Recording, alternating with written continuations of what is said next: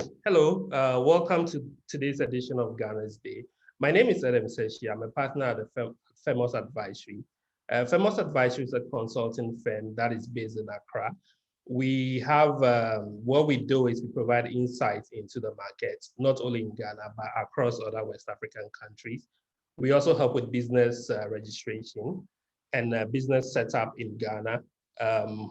As well as connecting markets. So we do have a trade development department that helps you connect with people in market.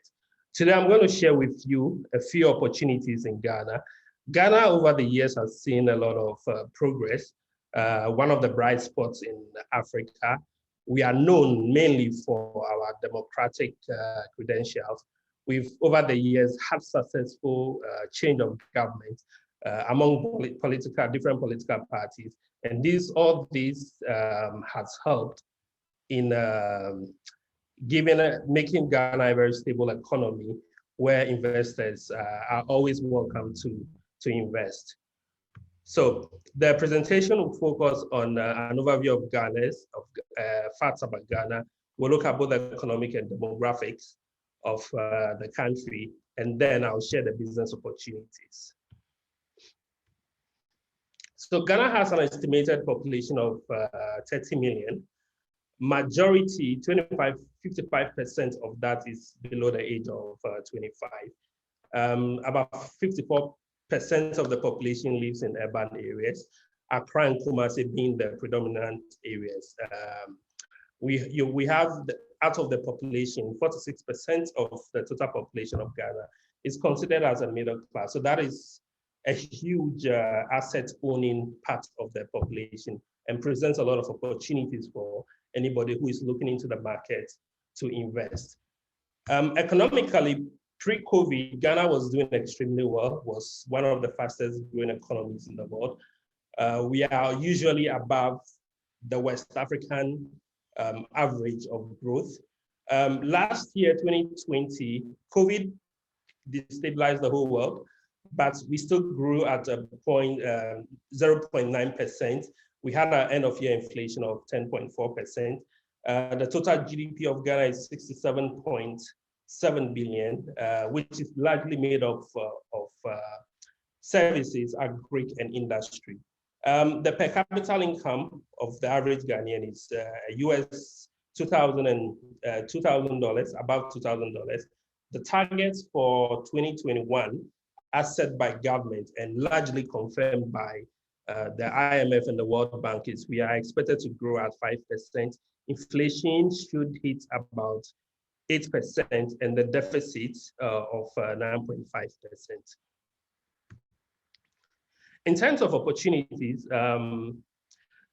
one area that has seen a lot of growth and that presents a lot of opportunities for people to look at is technology and digital innovation services. So we have over the years had a lot of investment in that space. So the infrastructure has been built and that has culminated into Ghana becoming a hub for startup ecosystems. You have we've seen a lot of progress in terms of the fintech space as well. So you have indigenous companies based in Ghana buying over other companies across other countries and other investors from different places also coming in. There is a budding ecosystem of startups that is here. Government is involved, both government and private sector, and that presents a lot of opportunities for people. In 2019, as stated, in terms of startup investment, Ghana was among the top 5 after Nigeria, Egypt, South Africa, and Kenya. Investment into tech startups in Ghana and other West African countries has been going up. You have a lot of young and dynamic population that is heavily involved in this. So it presents a lot of opportunities for whoever is looking at it, be it agri-tech, be it fintech, be it edu-tech. You have a host of areas where you can deploy your solutions. Another area of opportunity is manufacturing. Ghana is relatively stable when it comes to power supply. Across compared to other countries in West Africa. We also have a very reliable workforce. The population, as I earlier mentioned, 54% of the population is below the age of 25. You also have a good number that is between 25 and 35. So you have a very strong workforce that is available to work. And you also have government that has a very rigorous program of promoting industrialization or industrializing the country. Through its program, about 4 years ago, we launched the One District, One Factory, where it is supposed to lead to each district in Ghana. We have 275 districts in Ghana, each district in Ghana having a factory. So government together with the private sector is pushing this agenda, where you have incentives that have been provided for private sector that is looking to do, to invest in the country. So you have that as one scheme, as one program. You also have government providing incentives for people who are willing to manufacture in Ghana. So there's a lot of opportunities in light manufacturing as the country imports a lot of products. You have tax incentives, locational incentives, depending on the scheme under which you operate. We operate a free zone scheme as well, which allows you to export 70% of whatever you produce, and you are still technically not considered to be part of Ghana. So you enjoy 10 years tax holiday when you are set up in that. You can register and manufacture for the local market. Ghana is part of the ETLS that allows you to set up your manufacturing base here and then export to other countries in West Africa. The good thing is Ghana has a very good infrastructure when it comes to logistics. So we have a very efficient port, one of the efficient ports in the region. We have a very good road network that takes you out. And we are also a transshipment hub for the landlocked country. So then that presents you a very good opportunity to set up your manufacturing plants here and then export to other countries within the region. Another sector that has seen a lot of progress, and that's where a lot of money also goes, is the retail space. As I earlier mentioned, 46% of the population is considered middle class, and that is a huge asset class of the economy. So you have a retail space, so the consumer has become more aware of the good things in life, so then they are yearning for quality products here and there. So it's a space where you could come in, set up, or connect with the already existing players and then expand. Online business is also taking shape in Ghana, and it's one that we predict that within the next 5 years would see a boom in Ghana.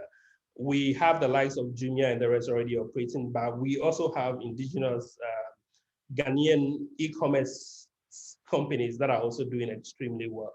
In as much as the formal sector of the retail space is getting prominence, the informal sector still remains a major player. So you can easily target, you can either decide to target both the informal or the formal sector, where you could go into the local market then sell as well. Agriculture and agribusiness is another sector where you could look at. Agriculture plays a major part of our GDP and employment. We have over the years transitioned from subsistence farming to commercial farming. So new technologies are being introduced, agri-tech solutions. You have companies that deploy drone technologies in managing diseases and spraying and watering of farms and all, and trying to understand the science behind the crops and all. So there are a lot of those opportunities. Another one is agri-logistics and that. So most of the produce is done in the hinterlands, where access to markets might be far off, but then there's opportunities for you to produce for warehousing facilities, logistics and all, into city and then send it out of the country. So agri also presents a very great opportunity for someone looking into that space to get in. Ghana is Ghana is about 6 hours by flight to Europe. So then it makes it easy for you to produce here and then supply supermarkets and shops in Europe. You have a few companies that are doing that, and then it's a very profitable business. So you could set up your farm here and then process and then export to Europe. The last of opportunities exist in the services sector. The services sector controls about more than 50% of the GDP of Ghana. So I'll just highlight a few of subsectors in the services sector that you can consider. Oil and gas is one. Ghana discovered oil somewhere in 2007. We started production in 2010. So providing support to the oil and gas companies is key.